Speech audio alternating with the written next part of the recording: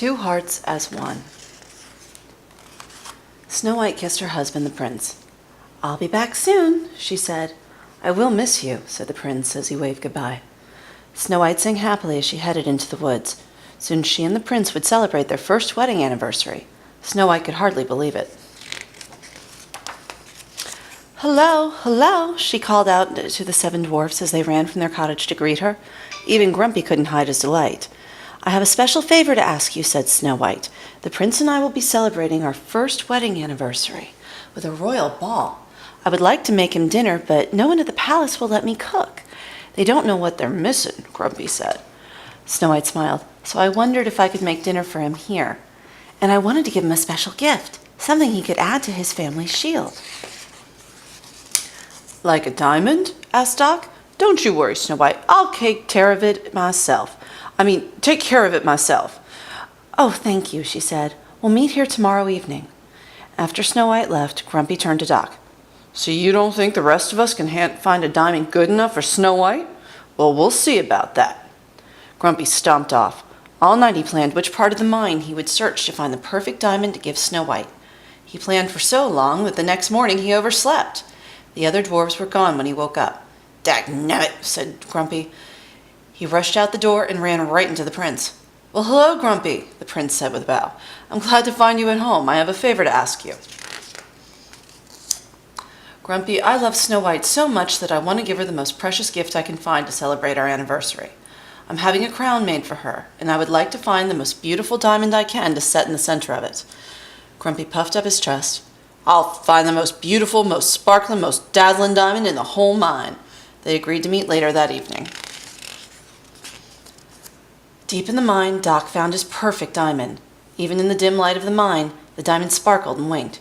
He hurried off to find the other dwarves and a pickaxe to dig out the precious gem. Grumpy also rushed into the deepest part of the mine. He turned a corner and found the exact same diamond Doc had found.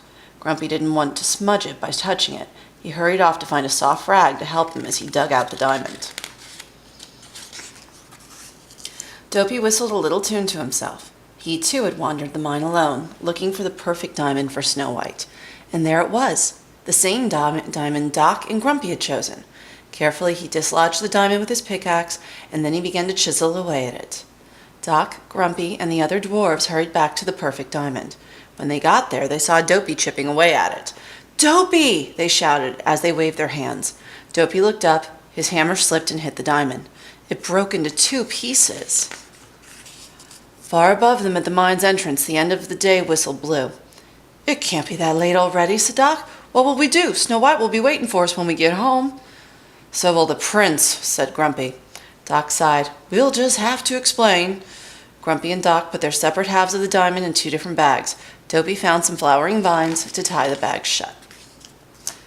At the dwarf's cottage, Snow White had just set the table for 2. The prince brought flowers and kissed her on the cheek. Then they sat down for supper. The prince enjoyed every bite. Still, the prince wondered what was keeping the 7 dwarves. The prince couldn't wait to give Snow White her diamond. Snow White and the prince were just finishing their pie when the dwarves returned. Snow White smiled at Doc. The prince smiled at Grumpy.